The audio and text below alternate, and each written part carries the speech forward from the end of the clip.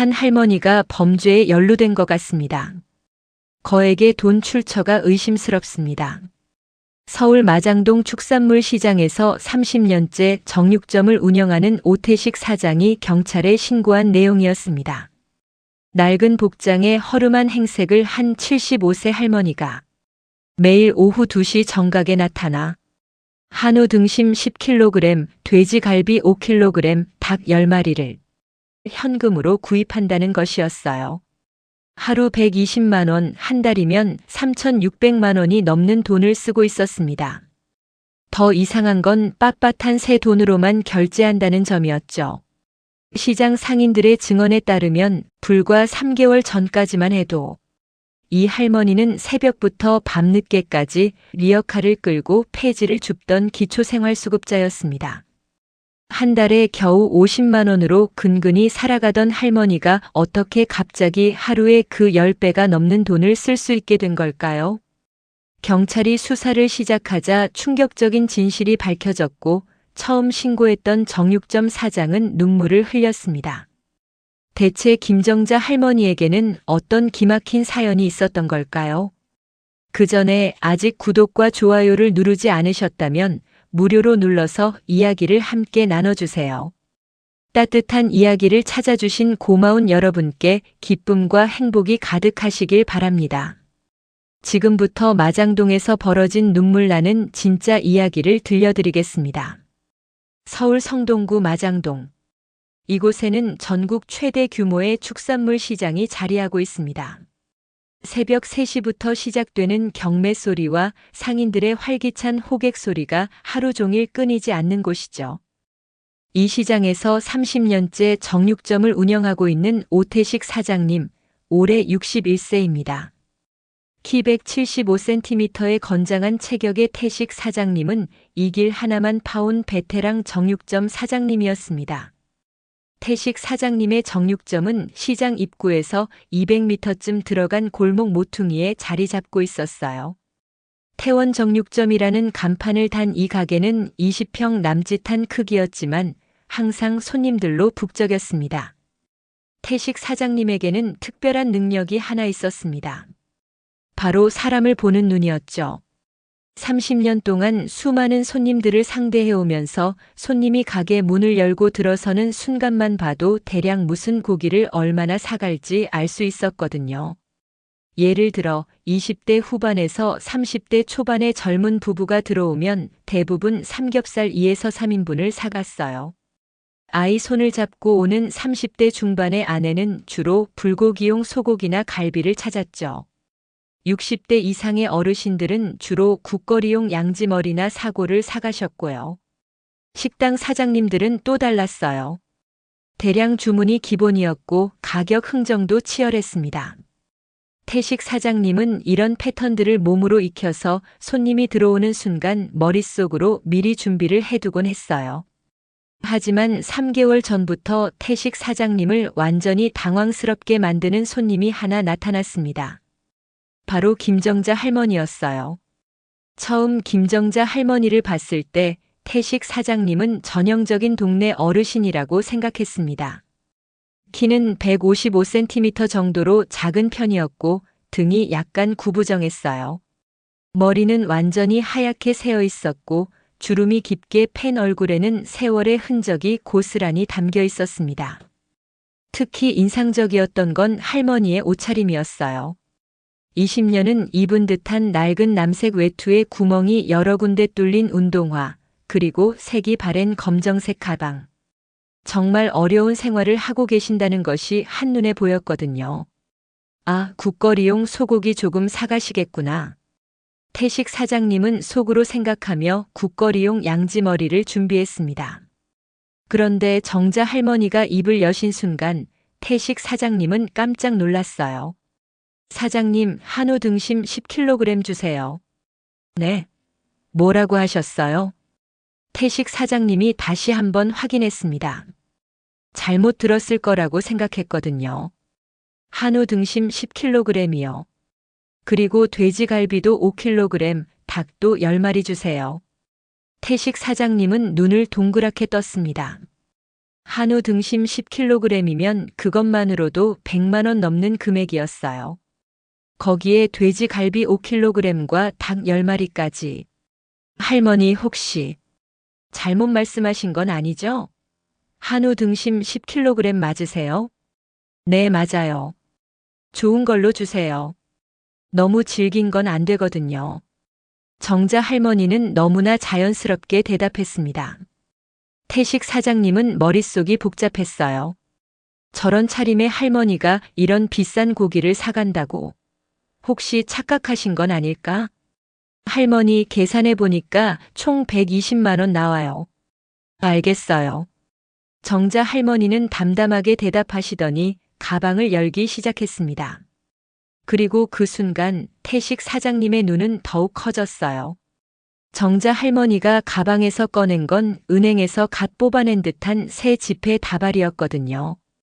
100만 원짜리 수표도 아니고 신용카드도 아닌 현금으로 말이에요. 여기 120만 원이에요. 정자 할머니가 건넨 돈을 받아든 태식 사장님은 손이 떨렸습니다. 정말로 빳빳한 새 지폐들이었어요. 은행에서 새 돈으로 바꿔달라고 부탁해야만 받을 수 있는 그런 돈들이었죠. 할머니, 이 돈 어디서? 태식 사장님이 궁금해서 물어보려는 순간 정자 할머니는 이미 고기 봉지들을 들고 서둘러 나가고 있었습니다. 고맙습니다. 내일 또 올게요. 할머니의 작은 체구로는 상당히 무거웠을 고기 봉지들을 힘겹게 들고 가는 뒷모습을 보며 태식 사장님은 한참을 멍하니 서 있었어요. 이상하다. 정말 이상해. 그날 밤 태식 사장님은 잠을 이룰 수 없었습니다. 자꾸만 그 할머니 생각이 났거든요. 폐지 줍는 할머니가 어떻게 120만 원을 현금으로, 그것도 새 지폐로. 다음 날도 태식 사장님은 그 일을 잊을 수 없었어요. 혹시 할머니가 실수로 잘못 가져온 돈은 아닐까 걱정도 됐습니다. 그런데 오후 1시 50분쯤 되었을 때 태식 사장님은 골목 끝을 유심히 바라보고 있는 자신을 발견했어요. 혹시 그 할머니가 또 올까 싶어서 말이죠. 그리고 정확히 오후 2시. 골목 끝에서 어제와 똑같은 차림의 정자 할머니가 나타났습니다. 사장님, 어제와 같은 걸로 주세요. 태식 사장님은 소름이 돋았어요. 정확히 2시. 1분의 오차도 없이 말이에요. 할머니, 정말 괜찮으세요? 어제 그렇게 큰 돈을. 괜찮아요. 오늘도 같은 걸로 주세요. 정자 할머니는 어제와 똑같이 한우 등심 10kg, 돼지 갈비 5kg, 닭 10마리를 주문했습니다. 그리고 어제와 똑같이 새 지폐 다발로 계산했어요. 이틀 연속. 태식 사장님의 의문은 더욱 깊어졌습니다. 셋째 날도 마찬가지였어요. 정확히 오후 2시에 나타나서 똑같은 주문을 하고 새 지폐로 계산하고 갔습니다. 나흘째, 닷새째. 일주일이 지나도 마찬가지였어요. 태식 사장님은 점점 더 당황스러워졌습니다. 이건 단순한 우연이 아니었어요.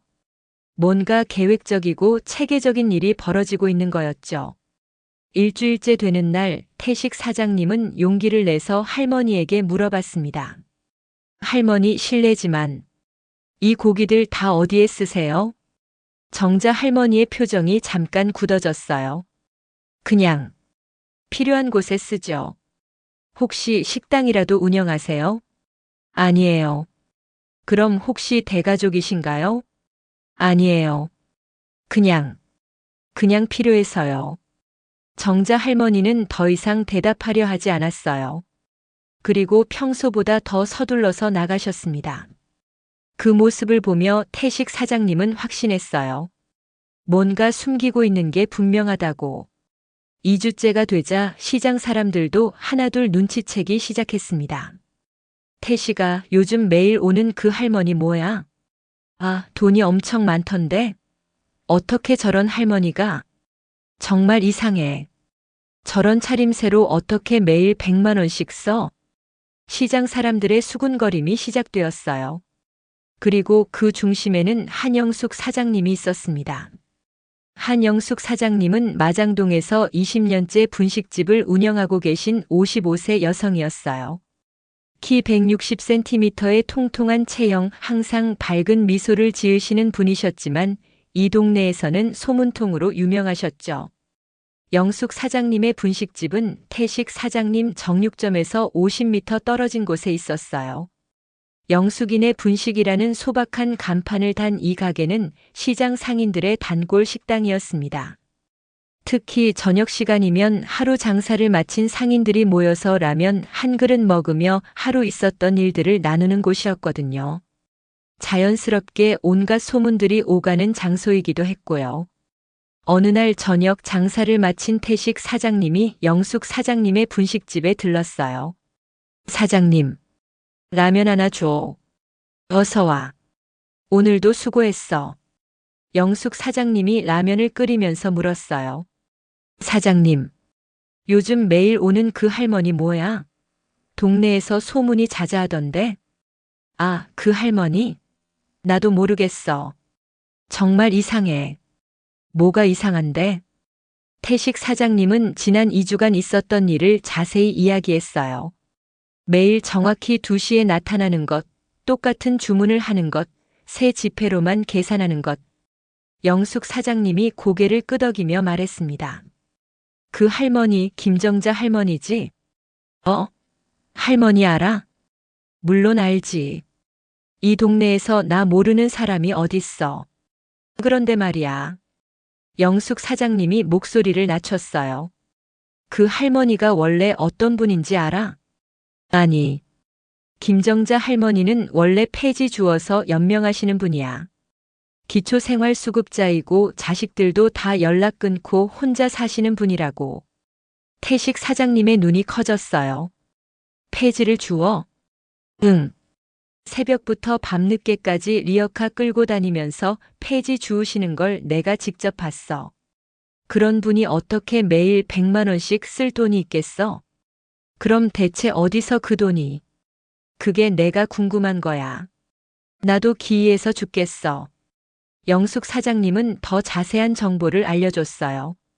김정자 할머니는 산동네 꼭대기에 단칸방 하나 얻어서 살아. 월세도 40만 원짜리 정말 작은 방이야. 그런데 며칠 전에 우연히 그 동네 지나가다가 봤는데. 뭘 봤는데? 집안에 업소용 대형 냉장고가 2대나 있더라고. 냉장고 2대? 응. 그것도 엄청 큰 거.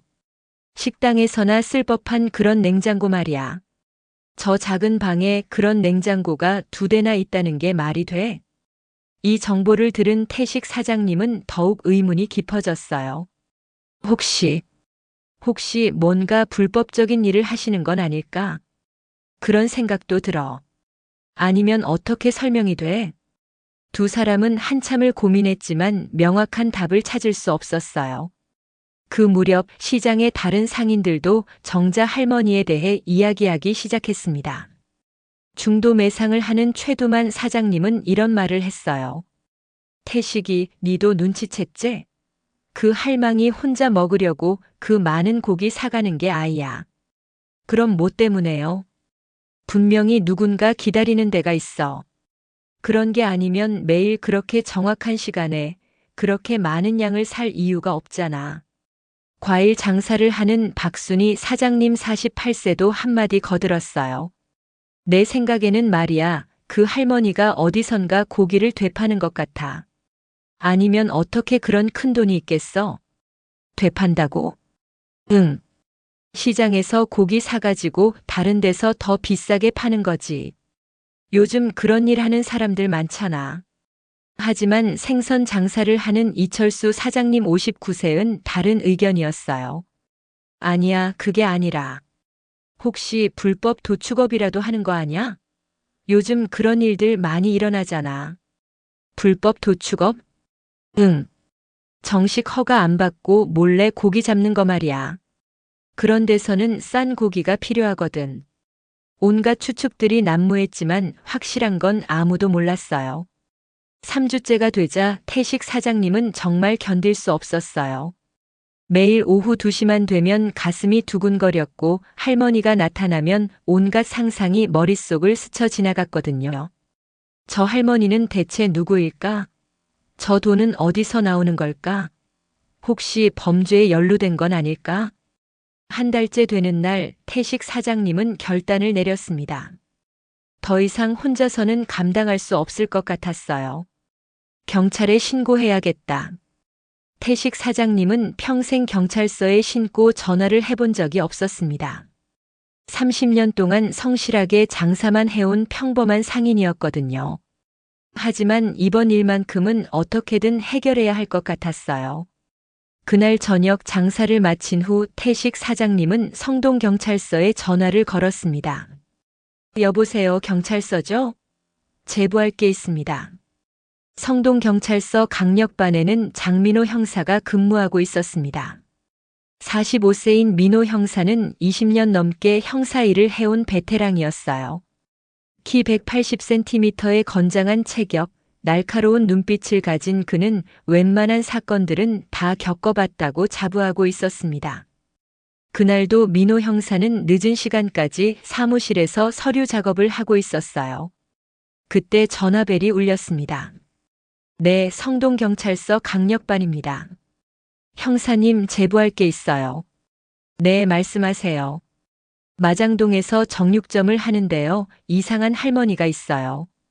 민호 형사는 처음엔 별로 관심을 보이지 않았습니다. 워낙 시시한 제보들이 많이 들어오거든요. 어떻게 이상한데요? 폐지 줍던 할머니가 갑자기 매일 100만 원어치 고기를 사가요. 전부 새 지폐로요. 복권이라도 당첨됐을 수도 있는 거 아닌가요? 그게 아니에요. 벌써 한 달째 매일이에요. 매일 정확히 오후 2시에 와서 똑같은 양의 고기를 사가고 매번 새 지폐로 계산해요. 그것도 120만 원씩이나요. 민호 형사의 표정이 조금 진지해졌어요. 한 달째 매일이요? 네, 하루도 빠짐없이요. 그리고 그 할머니 집에는 업소용 대형 냉장고가 2대나 있다고 해요. 냉장고 2대? 네, 근데 그 할머니는 원래 기초생활수급자라고 해요. 폐지 주어서 연명하던 분이었다고요. 이 정도가 되니 민호 형사도 관심을 갖기 시작했어요. 뭔가 수상한 냄새가 났거든요. 알겠습니다. 한번 알아보겠어요. 그 할머니 성함이 뭐라고 하셨죠? 김정자라고 해요. 네, 김정자. 알겠습니다. 연락처 남겨주시면 나중에 연락드릴게요.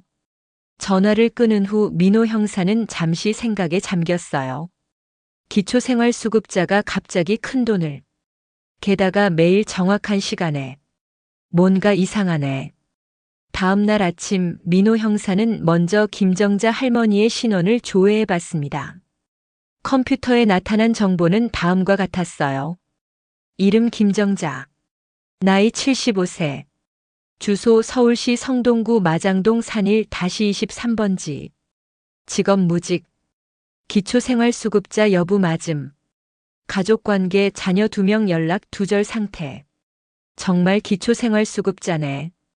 그런데 어떻게 그런 큰 돈을? 민호 형사는 은행에 조회를 의뢰했습니다. 김정자라는 이름으로 개설된 계좌의 최근 거래 내역을 확인해 달라고 했죠. 하루 후 은행에서 연락이 왔습니다. 형사님, 김정자 씨 계좌 조회 결과 나왔습니다. 어떻게 나왔나요? 총 3개의 계좌를 보유하고 있는데요. 그중 하나에서 특이한 거래 내역이 발견됐습니다. 어떤 내역인가요? 최근 한 달간 매주 500만 원씩 현금으로 인출했습니다. 그런데 특이한 점이 있어요. 뭔가요? 전부 새 지폐로 교환해서 인출했습니다. 일반적으로는 잘 없는 일이거든요. 민호 형사의 눈빛이 날카로워졌어요. 정육점 사장의 증언과 일치하는 부분이었거든요. 그 돈의 출처는 확인됐나요?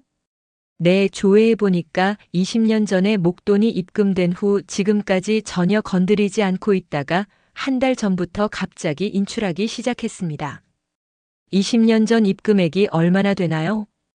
5억 원입니다. 5억 원? 민호 형사는 깜짝 놀랐습니다. 폐지 줍던 할머니가 5억 원을 가지고 있다니. 혹시 그 돈의 성격이 뭔지 알 수 있을까요? 입금 내역을 보니 산업재해보상금으로 기록되어 있습니다. 산재보상금. 그렇다면 정자 할머니가 젊었을 때 공장에서 사고를 당해서 받은 돈일 가능성이 높았어요. 그런데 왜 20년 동안 안 쓰시다가 갑자기 쓰기 시작하신 걸까요? 그것까지는 저희가 알 수 없습니다. 직접 확인하셔야 할 것 같아요. 전화를 끄는 민호 형사는 더욱 의문이 깊어졌습니다. 20년 동안 한 푼도 안 쓰고 모아둔 돈을 왜 갑자기 한 달 전부터 쓰기 시작한 걸까? 그것도 매일 고기를 사는 데만. 민호 형사는 직접 현장을 확인해 보기로 했습니다. 오후 1시 30분 민호 형사는 마장동 축산물 시장에 도착했습니다. 평일 오후임에도 불구하고 시장은 여전히 활기찼어요. 태원 정육점이 어디에 있다고 했지? 민호 형사는 시장을 돌아다니며 태원 정육점을 찾았습니다. 생각보다 금방 찾을 수 있었어요. 가게 앞에 서서 주변을 둘러본 민호 형사는 적당한 관찰 지점을 물색했습니다. 정육점에서 50m 정도 떨어진 곳에 있는 분식집이 눈에 들어왔어요. 영숙인의 분식이라는 간판이 보였습니다. 민호 형사는 그 분식집에 들어가서 자리를 잡았습니다. 어서 오세요. 뭘 드릴까요? 라면 하나 주세요. 네, 금방 해드릴게요. 영숙 사장님이 라면을 끓이면서 말을 걸었어요. 처음 보는 얼굴인데 어디서 오셨어요? 아, 근처에 일이 있어서요.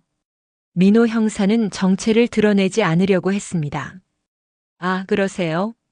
우리 동네에 볼 일이 있으시면 언제든 들르세요. 오후 1시 50분. 민호 형사는 시계를 보며 태원 정육점 쪽을 주시했습니다. 그리고 정확히 오후 2시. 골목 끝에서 한 할머니의 모습이 보였어요. 키가 작고 등이 구부정한 낡은 옷을 입은 할머니였습니다. 저분이 김정자 할머니구나. 민호 형사는 할머니의 모습을 자세히 관찰했습니다. 정말로 어려운 생활을 하고 계시는 것 같았어요. 옷도 낡았고 신발도 구멍이 뚫려 있었습니다. 정자 할머니는 정확히 2시에 태원 정육점으로 들어갔어요. 10분 정도 후 할머니가 나왔습니다. 손에는 큰 봉지 여러 개를 들고 있었어요. 작은 체구에는 상당히 무거워 보이는 짐이었습니다. 저 봉지들이 120만 원어치 고기구나. 민호 형사는 할머니가 어느 방향으로 가는지 확인하려 했지만 사람들이 많아서 금세 시야에서 사라졌어요. 민호 형사는 분식집에서 나와 태원 정육점으로 갔습니다.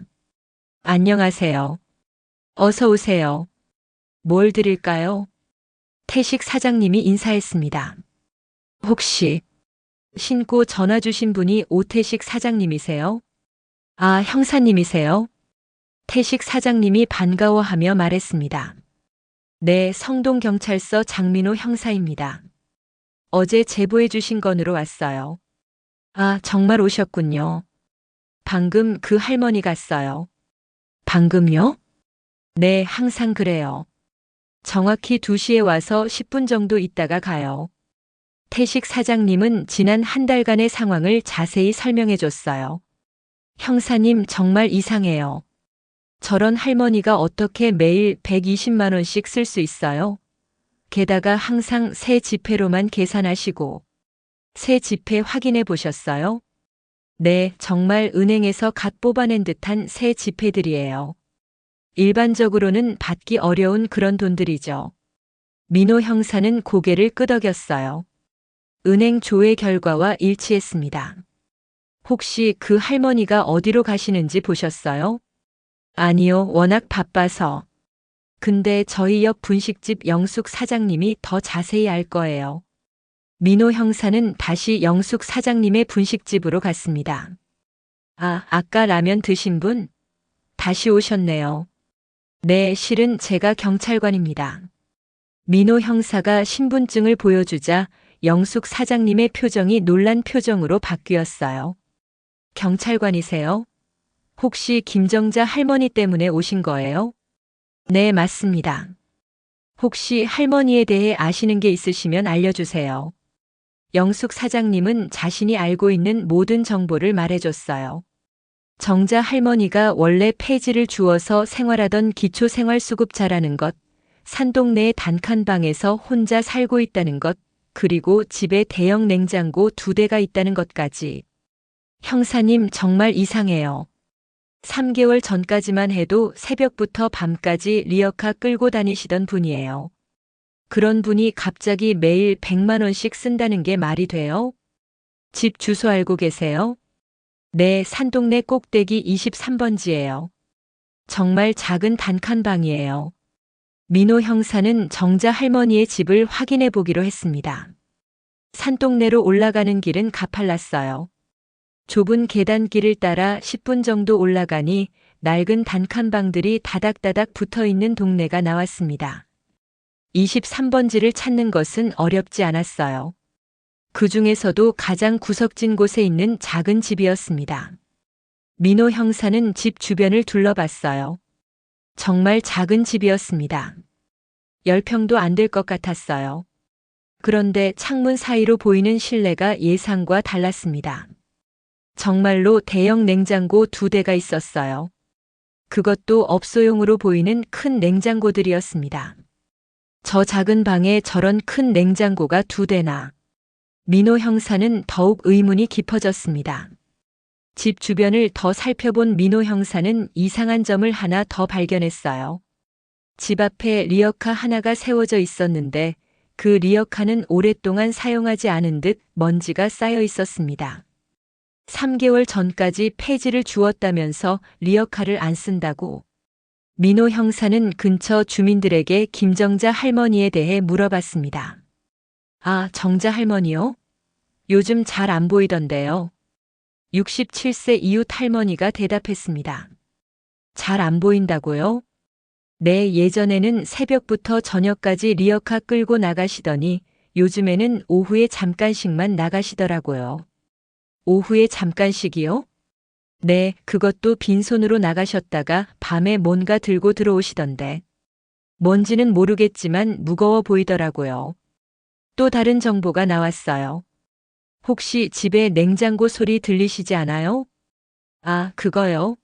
한 달 전쯤부터 계속 웅웅거리더라고요. 밤새도록요. 밤새도록이요? 네, 처음엔 시끄럽다 싶었는데 워낙 나이 드신 분이라 뭐라고 할 수도 없고. 민호 형사는 점점 더 많은 단서들을 얻고 있었어요. 하지만 여전히 전체적인 그림은 보이지 않았습니다. 저녁 시간 민호 형사는 경찰서로 돌아가서 수집한 정보들을 정리해 봤습니다. 확인된 사실들. 김정자 할머니는 75세 기초생활수급자.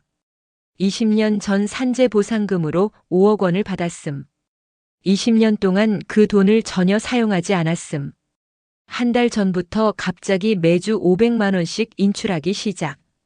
매일 오후 2시 정각에 정육점에서 120만 원어치 고기 구매. 항상 새 지폐로만 결제. 집에 업소용 대형 냉장고 2대 보유. 3개월 전까지 폐지 수집 일을 했으나 현재는 중단. 오후에 외출했다가 밤에 무거운 짐을 들고 귀가. 의문점들. 왜 20년 동안 안 쓰던 돈을 갑자기 쓰기 시작했나? 매일 120만 원어치 고기를 사서 어디에 쓰는가? 대형 냉장고 2대는 무엇을 위한 것인가? 왜 항상 새 지폐로만 결제하는가? 밤에 들고 오는 무거운 짐은 무엇인가? 민호 형사는 더 깊이 파들어갈 필요성을 느꼈어요. 직접 미행해보는 수밖에 없겠다. 다음 날 오후 1시 민호 형사는 마장동에 다시 나타났습니다. 이번에는 할머니를 미행할 계획이었어요. 정확히 2시 정자 할머니가 나타났습니다. 어제와 똑같은 시간에 똑같은 차림으로 말이에요. 할머니는 태원 정육점에서 고기를 산 후 큰 봉지들을 들고 걸어가기 시작했습니다. 민호 형사는 들키지 않게 뒤를 따랐어요. 정자 할머니는 시장을 벗어나 좁은 골목들을 통과해 갔습니다. 민호 형사가 잘 모르는 지역이었어요. 20분 정도 걸었을까 재개발을 앞둔 듯한 허물어진 건물들이 보이기 시작했습니다. 대부분 비어있는 건물들이었고 사람의 발길도 거의 닿지 않는 곳 같았어요. 정자 할머니는 그 중에서도 특히 낡은 3층짜리 건물 하나 앞에서 멈췄습니다. 외벽은 곳곳이 금이 가 있었고 창문들도 대부분 깨져 있었어요. 할머니는 주위를 살핀 후 건물 안으로 들어갔습니다. 민호 형사는 조심스럽게 접근했어요. 건물 입구에서 안을 들여다봤지만 너무 어두워서 잘 보이지 않았습니다. 30분 정도 기다리니 정자 할머니가 나왔어요. 이번엔 손에 빈 봉지들만 들고 있었습니다. 고기를 다 어디에 둔 거지? 민호 형사는 할머니가 떠난 후 건물을 확인해 봤습니다. 1층은 완전히 비어 있었어요. 고기의 흔적도 없었고 냄새도 나지 않았습니다.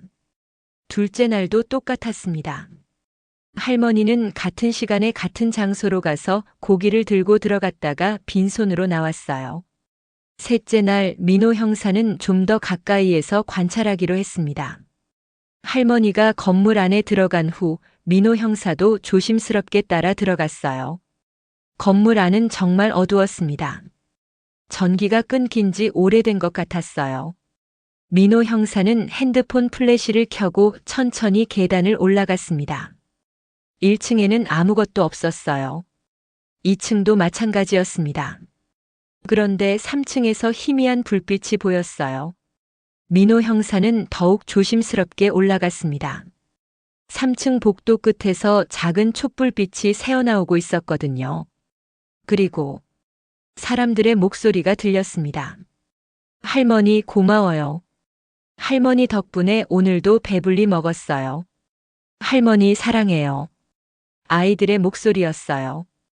그것도 한 명, 두 명이 아닌 여러 명의 목소리였습니다. 민호 형사는 가슴이 뛰기 시작했어요. 그리고 정자 할머니의 목소리가 들렸습니다.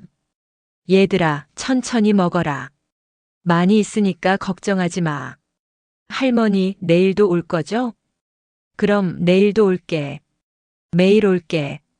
민호 형사는 숨을 죽이고 문 앞까지 다가갔어요. 문틈으로 안을 들여다봤습니다. 그 순간 본 장면에 민호 형사는 충격을 받았습니다. 방 안에는 10대로 보이는 아이들이 10여 명 둘러앉아 있었어요. 나이는 12세부터 17세까지 다양했습니다. 모두 말라깽이에 옷도 너덜너덜했지만 지금은 맛있게 고기를 구워 먹고 있었어요.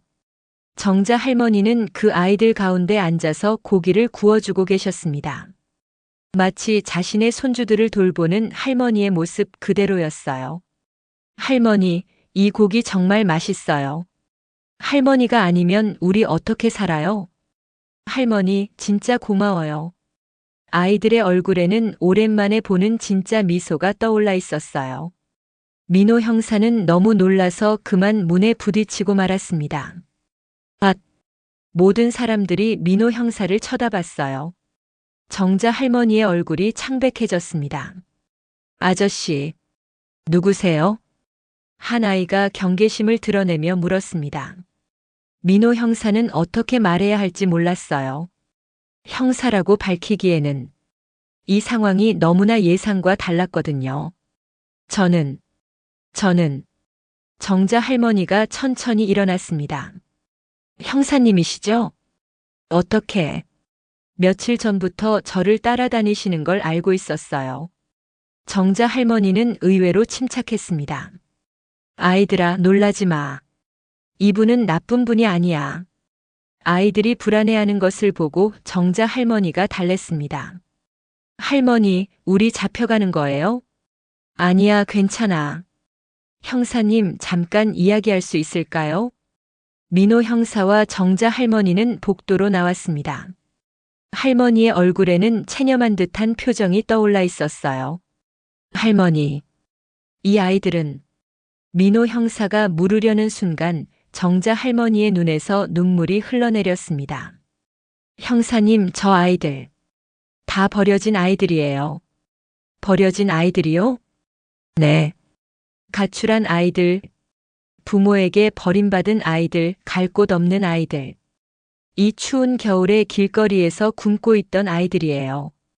정자 할머니는 떨리는 목소리로 자신의 이야기를 시작했습니다. 3개월 전 일이었어요. 제가 평소처럼 폐지를 주우러 이 동네에 왔다가 저 건물에서 아이들이 쓰레기통을 뒤지고 있는 걸 봤거든요. 그날은 유난히 추운 12월의 어느 날이었습니다.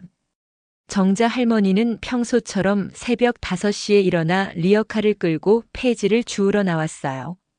이 재개발 지역에는 버려진 박스들이 많아서 자주 오곤 했거든요.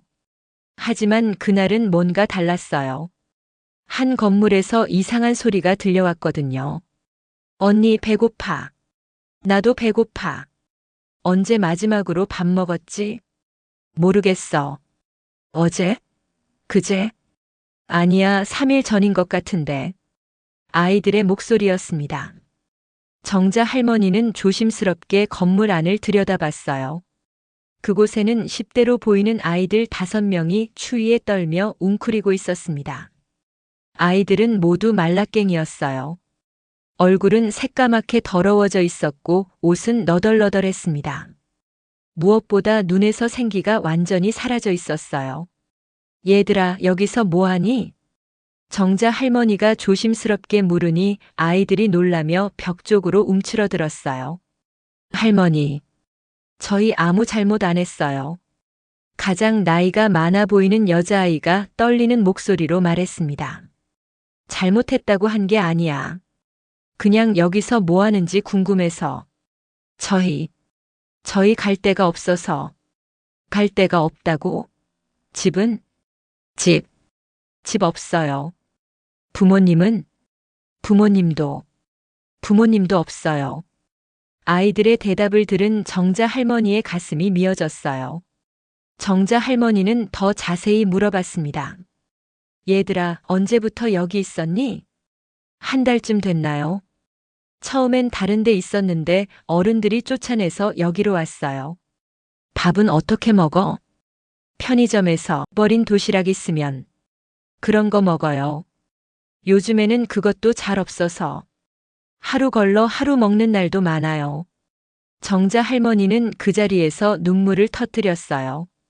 자신도 평생 가난하게 살았지만 이렇게 어린 아이들이 길거리에서 굶고 있다는 게 너무 가슴 아팠거든요. 얘들아, 잠깐만 기다려봐. 정자 할머니는 급하게 근처 편의점으로 달려갔습니다. 그리고 컵라면 5개와 삼각김밥을 몇 개 샀어요. 자신의 하루 폐지 수입으로는 상당한 금액이었지만 그런 건 중요하지 않았어요. 자, 이거 먹어. 할머니, 왜 이런 걸? 됐으니까 먹어. 얼른. 아이들이 컵라면을 먹는 모습을 보며 정자 할머니는 마음을 굳혔어요. 이 아이들을 도와야겠다. 그날 밤 정자 할머니는 20년 동안 손도 대지 않고 모아둔 돈을 생각했습니다. 산재 보상금으로 받은 5억 원. 젊었을 때 공장에서 기계에 팔이 끼어 장애를 입고 받은 돈이었어요. 자신이 죽으면 그냥 국고로 들어갈 돈이었습니다. 자식들은 오래전에 연락을 끊었고 다른 가족도 없었거든요. 그 돈으로 저 아이들을 도와야겠다. 다음 날부터 정자 할머니는 매일 아이들을 찾아갔습니다. 처음엔 아이들이 경계했어요. 어른들에게 너무 많이 상처받았거든요. 하지만 정자 할머니는 포기하지 않았어요. 매일 음식을 가져다 주고 아이들과 이야기를 나누었습니다. 점점 아이들도 마음을 열기 시작했어요. 그리고 정자 할머니는 아이들 각자의 사연을 들어봤습니다. 16살 지민이는 부모가 이혼한 후 서로 자신을 떠넘기다가 결국 집에서 쫓겨났어요. 아버지는 내 엄마가 키워라고 했고 엄마는 내 아버지가 키워라고 했죠.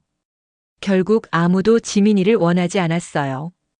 15살 현우는 아버지의 폭력을 견디지 못해 집을 나왔습니다.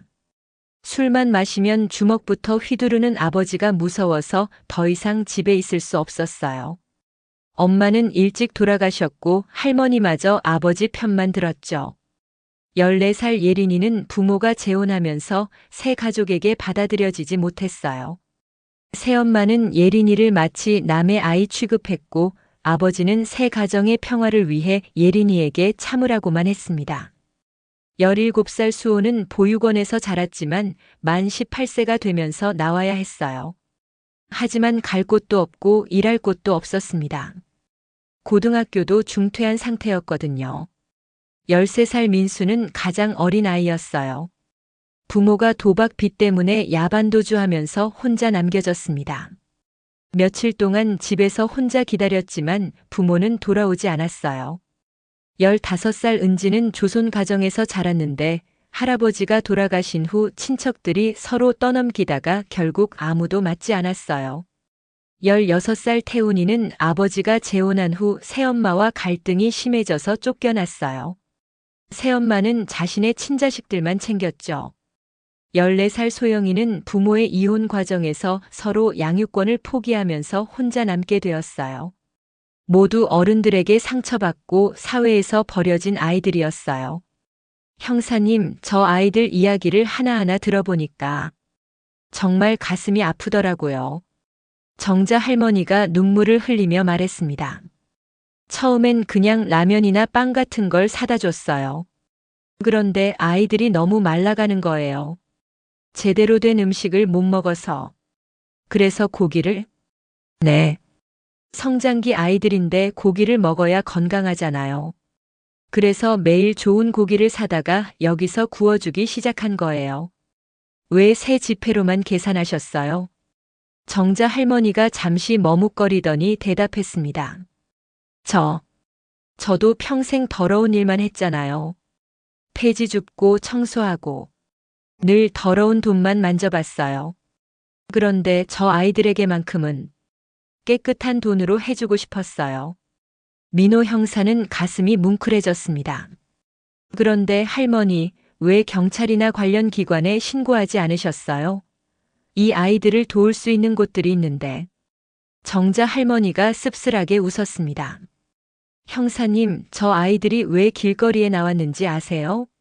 모두 어른들 때문이에요. 부모 때문에, 가족 때문에, 시설 때문에. 하지만 제도적인 그런 도움을 받으려면 저 아이들이 다시 상처받을 일들을 많이 겪어야 해요.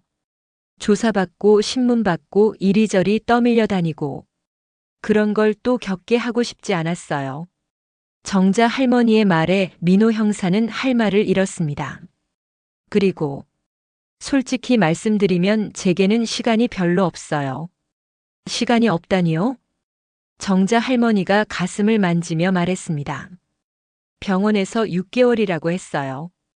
폐암 말기래요. 민호 형사는 충격을 받았습니다. 6개월이요? 네. 사실 증상은 1년 전부터 있었어요. 자꾸 기침이 나고 가슴이 아프고.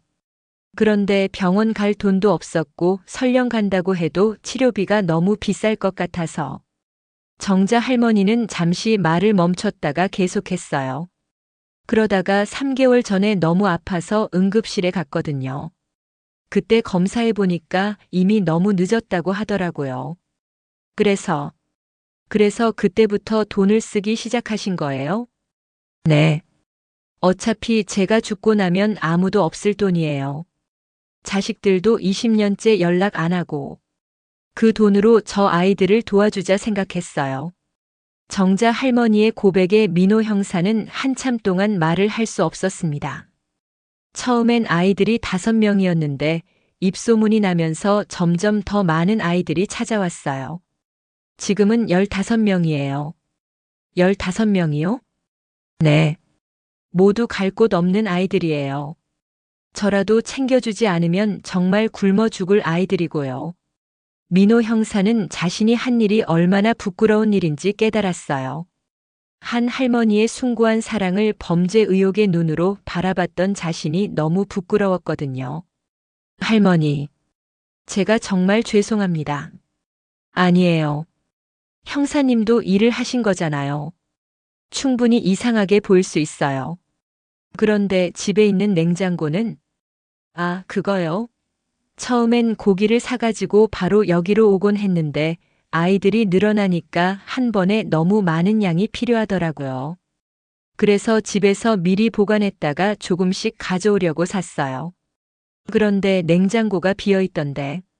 맞아요. 매일 다 가져와서 항상 비어 있어요. 사실 효율적이지는 않아요. 하지만 아이들이 신선한 고기를 먹었으면 해서 모든 의문이 풀렸습니다. 매일 오후 2시의 정확한 시간은 아이들의 점심시간에 맞춰서였고, 새 지폐는 아이들에게 깨끗한 것만 주고 싶어서였어요. 대형 냉장고는 아이들을 위한 음식 보관용이었고, 냉장고가 비어있던 건 매일 다 가져오기 때문이었습니다. 그런데 할머니, 이 일을 혼자 하시기에는 너무 힘드실 텐데. 힘들어도 해야죠. 제가 안 하면 저 아이들이 굶거든요. 건강은 괜찮으세요? 요즘 많이 안 좋아요. 숨도 차고 기침도 심하고. 하지만 아이들 앞에서는 아픈 티를 안 내려고 해요. 민호 형사는 정자 할머니의 헌신에 감동받았어요. 형사님 제발. 저 아이들을 그냥 놔두세요. 제가 죽을 때까지만이라도. 정자 할머니가 애원하듯 말했습니다. 저는 별로 할 수 있는 게 없어요. 그냥 고기나 사다 주는 게 전부예요. 하지만 저 아이들에게는 그게 전부거든요. 민호 형사는 깊은 고민에 빠졌어요. 법적으로는 이 아이들을 관련 기관에 신고해야 했지만 정자 할머니의 말도 일리가 있었거든요. 잠시만요, 할머니. 아이들과 이야기해봐도 될까요? 네, 그러세요. 민호 형사와 정자 할머니는 다시 방 안으로 들어갔어요. 아이들은 여전히 불안한 표정으로 두 사람을 바라보고 있었습니다. 얘들아, 이 아저씨는 경찰관이야. 하지만 너희를 잡으러 온 게 아니라 할머니를 도우러 온 거야. 민호 형사가 앞으로 나섰어요. 안녕, 얘들아. 나는 민호 아저씨야. 아저씨, 우리 어떻게 되는 거예요? 16살 지민이가 떨리는 목소리로 물었습니다. 걱정하지 마. 아저씨는 너희를 도와주고 싶어서 왔어. 정말이에요? 정말이야. 그런데 너희들 여기서 얼마나 지냈니? 저는 2달쯤 됐어요. 저는 1달. 저는 일주일 전에 왔어요. 아이들이 하나씩 대답했어요. 그럼 할머니가 없었으면 어떻게 했을 것 같아? 아이들이 서로를 바라보더니 13살 민수가 말했어요. 아마 죽었을지도 모르겠어요. 왜? 할머니 만나기 전에는 정말 아무것도 먹을 게 없었거든요. 하루에 한 번 먹으면 다행이었어요. 다른 아이들도 고개를 끄덕였어요. 할머니가 아니었으면 우리 정말 어떻게 됐을지 모르겠어요. 17살 수호가 말했습니다. 할머니는 우리에게 천사예요. 정말 천사라고요. 14살 예린이가 눈물을 흘리며 말했어요. 민호 형사는 아이들의 진심을 느낄 수 있었어요. 그럼 너희들 할머니한테 고마워하고 있구나? 네. 정말 고마워해요. 아이들이 한 목소리로 대답했어요. 할머니가 아니었으면 우리는 진짜 어떻게 됐을지. 15살 현우가 말하다가 목이 메었어요. 민호 형사는 결심했습니다. 할머니, 그리고 얘들아. 내가 도와줄게. 정말이에요? 정자 할머니가 놀라며 물었어요. 네. 이 일을 신고할 생각도 없고 아이들을 어디 데려갈 생각도 없어요. 대신 민호 형사가 잠시 멈췄다가 말했어요. 이 일을 혼자 하시기에는 할머니가 너무 힘드실 것 같아요. 내가 도울 수 있는 일이 있으면 도와드릴게요. 정말이에요? 네. 그리고 다른 사람들에게도 알려서 함께 도움을 받을 수 있도록 해보겠어요. 아이들의 얼굴에 희망의 빛이 떠올랐어요. 아저씨, 정말 고마워요. 우리를 안 잡아가 주셔서 고마워요. 민호 형사는 아이들을 바라보며 마음이 뭉클해졌어요. 그날 밤 민호 형사는 집에 돌아가서 깊은 생각에 잠겼습니다. 이 일을 어떻게 해야 할까? 법적으로는 문제가 있을 수 있지만 인간적으로는 정자 할머니가 하고 있는 일이 너무나 소중했거든요. 다른 사람들에게 알려서 함께 도움을 받을 수 있게 해야겠다. 다음 날 민호 형사는 먼저 태식 사장님을 찾아갔습니다. 사장님, 어제 김정자 할머니에 대해 조사해 봤습니다. 어떻게 됐어요? 역시 뭔가 수상한 일을 하고 있던 거죠? 태식 사장님이 기대 섞인 눈으로 물었어요. 민호 형사는 잠시 망설이다가 입을 열었습니다. 사장님, 정말 아니었어요. 완전히 우리가 잘못 생각한 거였어요. 잘못 생각했다고요? 민호 형사는 정자 할머니의 사정을 자세히 설명해 줬어요. 물론 아이들의 신원이 노출되지 않게 조심하면서 말이죠. 그 할머니는 버려진 아이들을 돌보고 계셨어요. 버려진 아이들이요? 네. 갈 곳 없는 가출 청소년들, 부모에게 버림받은 아이들. 그런 아이들을 자신의 전 재산을 털어서 먹여 살리고 계셨던 거예요. 태식 사장님의 얼굴이 점점 굳어졌어요. 그럼 그 할머니가. 네, 그 할머니는 자신의 남은 생명을 그 아이들을 돌보는 데 바치고 계셨어요. 폐암 말기라서 6개월밖에 못 산다고 하시더라고요. 태식 사장님은 한참 동안 아무 말도 할 수 없었습니다. 자신이 의심의 눈으로 바라봤던 그 할머니가 사실은 그런 성인 같은 분이었다니. 형사님, 제가 정말 큰 잘못을 했네요. 태식 사장님의 눈에 눈물이 고였어요. 그런 분을 의심했다니. 정말 부끄럽습니다.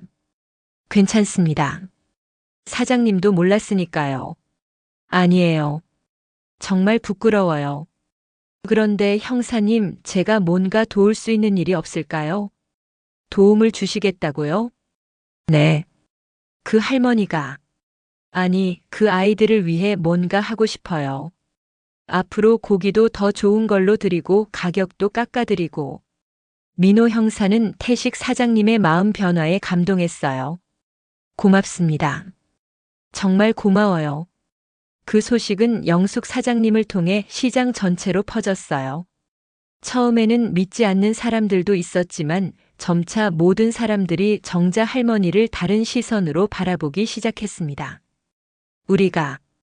우리가 정말 부끄러운 일을 했어. 그런 분을 의심의 눈으로 봤다니. 시장 사람들의 반응은 뜨거웠어요. 영숙 사장님은 매일 라면과 김밥을 만들어서 보내기 시작했습니다. 형사님, 이것 좀 할머니께 전해주세요. 아이들이 먹을 수 있게요. 과일 장사를 하는 박순희 사장님도 매일 과일을 보냈어요. 애들이 비타민도 섭취해야지. 이것도 가져가세요. 생선 장사를 하는 이철수 사장님은 생선을 보냈고 중도 매상 최두만 사장님은 돈을 직접 전달했어요. 이것도 아이들을 위해 써주세요. 시장 전체가 움직이기 시작했어요. 하지만 정자 할머니의 건강은 날로 악화되어 갔습니다. 어느 날 정자 할머니는 평소보다 1시간 늦게 정육점에 왔어요. 할머니, 괜찮으세요? 오늘 늦으셨네요.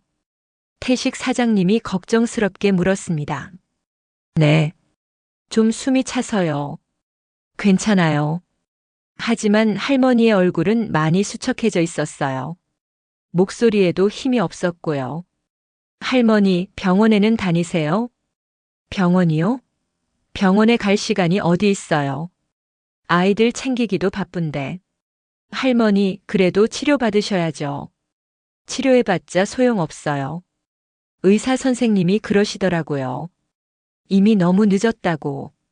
정자 할머니는 여전히 아이들 생각만 하고 계셨어요. 아이들이 걱정될까봐 아픈 티도 안 내려고 하는데.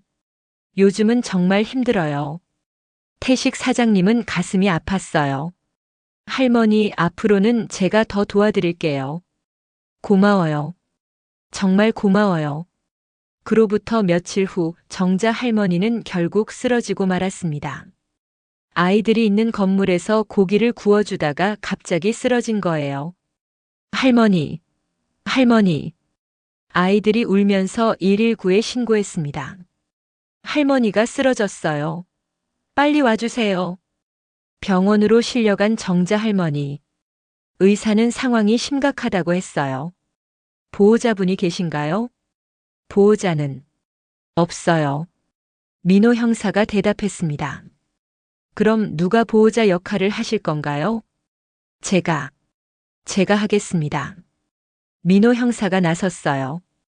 병원에는 아이들도 모두 모여들었어요. 할머니. 아이들이 병실 밖에서 울고 있었습니다. 그때 태식 사장님과 영숙 사장님 그리고 마장동 시장 사람들도 하나둘 모여들었어요. 할머니 상태는 어때요? 많이 안 좋으시대요. 모든 사람들이 걱정스러운 표정으로 기다렸어요.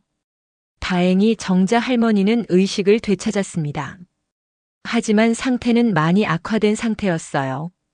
아이들은 괜찮아? 깨어나자마자 정자 할머니가 물었습니다. 네, 할머니. 다 괜찮아요. 걱정하지 마세요. 민호 형사가 대답했어요. 정말 다행이다.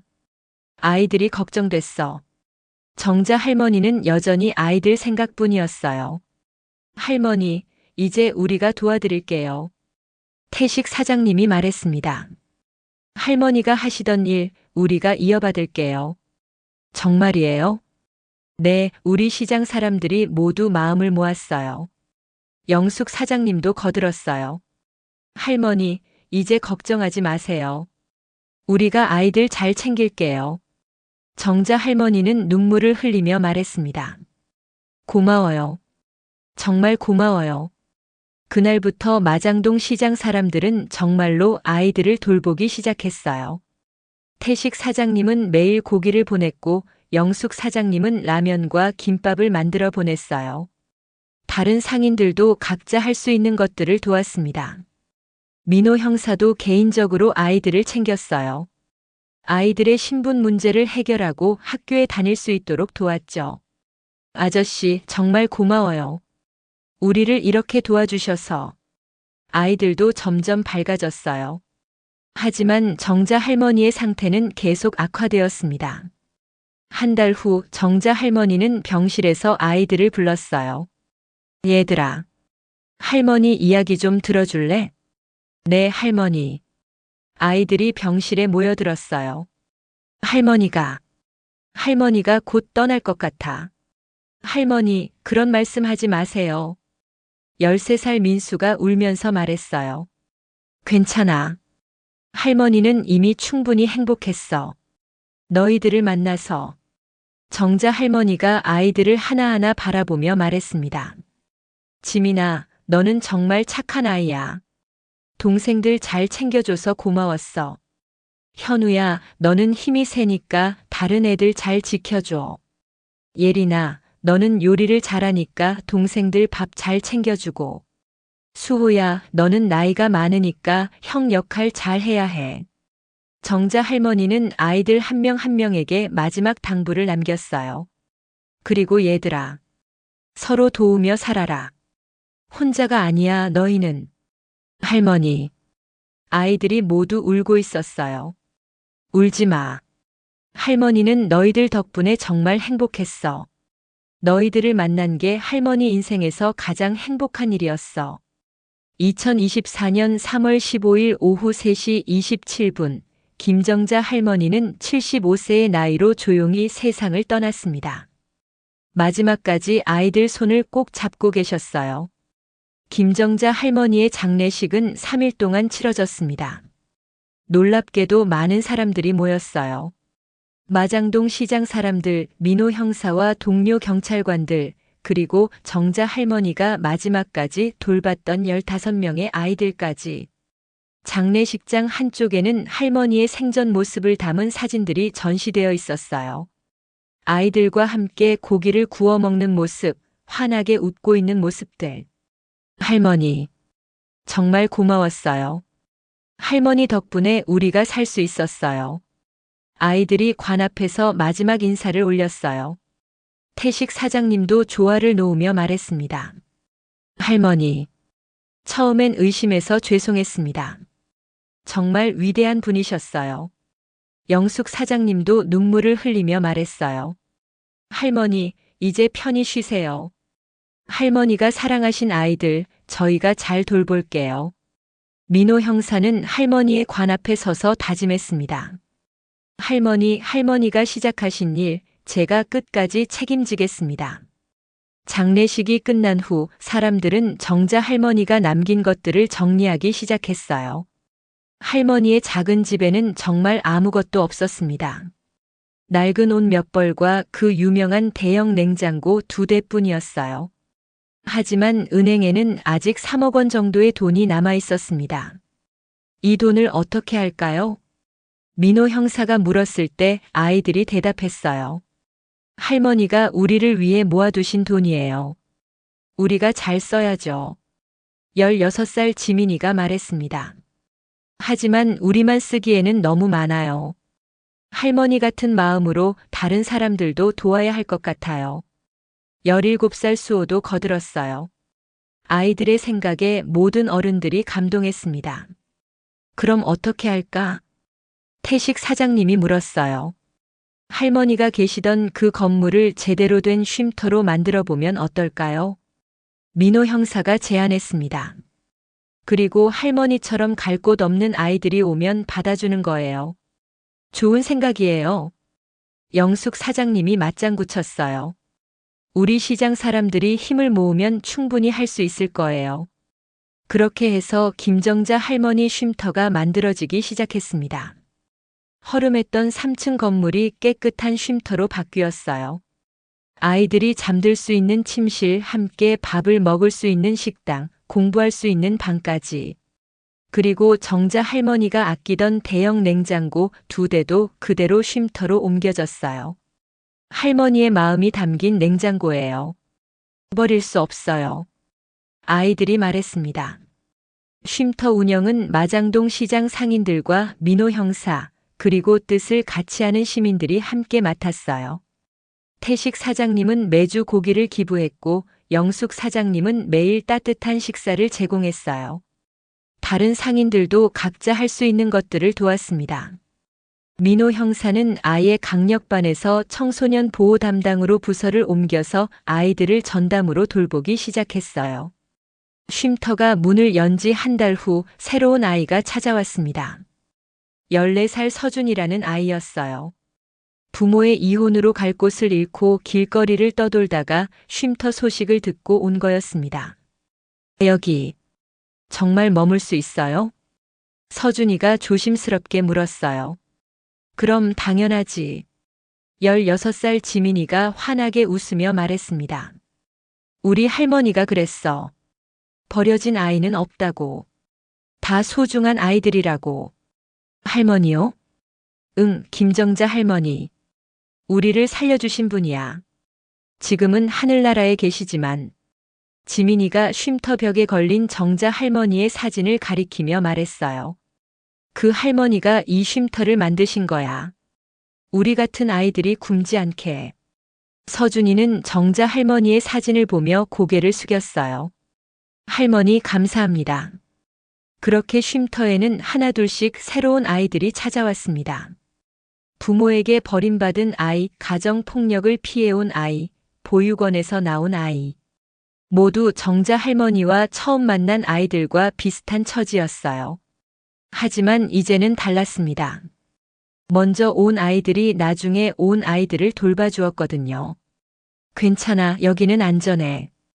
우리가 있으니까 걱정하지 마. 할머니가 남겨주신 곳이야.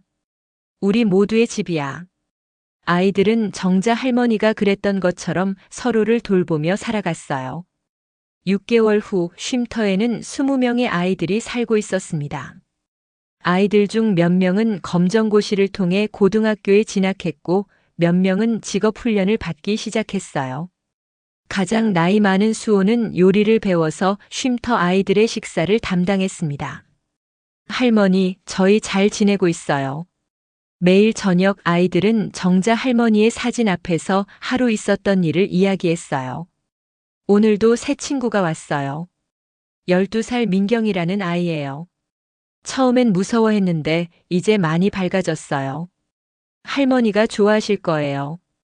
1년 후 놀라운 소식이 있었습니다. 16살 지민이에게 가족이 나타난 것이었어요. 지민이의 이모가 뒤늦게 소식을 듣고 찾아온 거였습니다. 지민아, 이모가 늦었다. 이제 이모랑 살자. 지민이는 기뻤지만 동시에 걱정도 됐어요. 이모, 저는 좋은데. 동생들은 어떻게 해요? 동생들? 네, 여기 있는 애들이요. 저 없으면 걱정돼요. 지민이의 말에 이모도 감동했어요. 그럼 이모가 이 쉼터를 도와줄게. 지민이가 걱정하는 동생들이니까. 그렇게 지민이는 새로운 가족의 품으로 돌아갔지만 여전히 쉼터를 자주 찾아왔어요.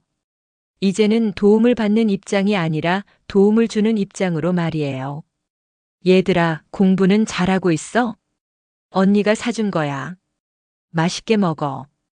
다른 아이들도 하나둘씩 좋은 소식들이 있었어요. 15살 현우는 검정고시를 통과해서 고등학교에 진학했고 14살 예린이는 요리에 재능을 보여서 요리 학원에 다니기 시작했어요. 가장 어렸던 13살 민수는 이제 15살이 되어서 다른 어린 아이들을 돌보는 형 역할을 하고 있었습니다. 민수야, 많이 컸네. 민호 형사가 쉼터를 방문할 때마다 놀라곤 했어요.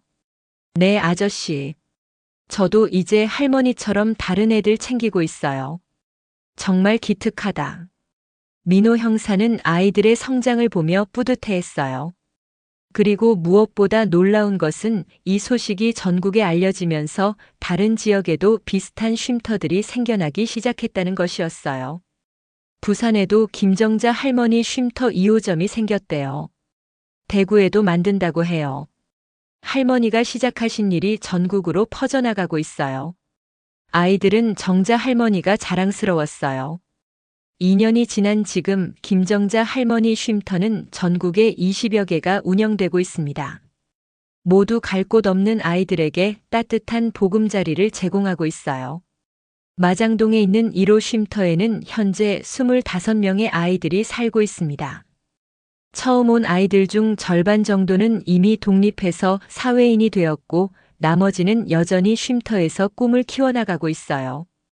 그리고 놀랍게도 독립한 아이들 중 상당수가 다시 쉼터로 돌아와서 봉사활동을 하고 있습니다. 저도 받은 사랑을 돌려드리고 싶어요. 할머니가 저희에게 해주신 것처럼 저희도 다른 아이들을 도와주고 싶어요. 지금도 쉼터에는 정자 할머니가 사용했던 그 대형 냉장고 2대가 있습니다. 이제는 텅 비어 있지 않아요. 아이들을 위한 맛있는 음식들로 가득 차 있죠. 하지만 사람들은 이제 알고 있습니다. 그 냉장고 안에 진짜로 담겨 있는 건 음식이 아니라는 것을.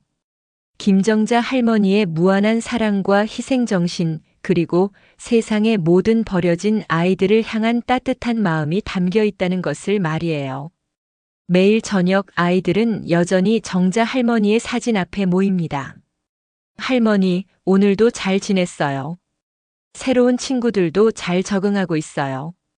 할머니가 시작해 주신 사랑의 마음, 저희가 계속 이어나갈게요. 그리고 함께 약속합니다. 할머니처럼 따뜻한 사람이 될게요. 누군가 도움이 필요하면 언제든 도와줄게요. 할머니의 사랑을 세상에 계속 전할게요. 태식 사장님은 지금도 매일 쉼터에 고기를 보냅니다. 할머니께 약속드린 거니까요. 영숙 사장님도 매일 아이들의 식사를 준비해요. 할머니가 보고 계실 테니까요. 민호 형사는 아예 김정자 할머니 재단을 만들어서 전국의 쉼터들을 관리하고 있습니다. 할머니가 제게 준 가장 큰 선물이에요. 진정한 사랑이 무엇인지 알게 해주셨거든요. 그리고 마장동 시장에는 작은 동상이 하나 세워져 있습니다. 아이들과 함께 고기를 구우며 환하게 웃고 있는 김정자 할머니의 동상이에요. 동상 밑에는 이런 글귀가 새겨져 있습니다. 사랑은 나누면 나눌수록 커진다. 김정자 할머니를 기리며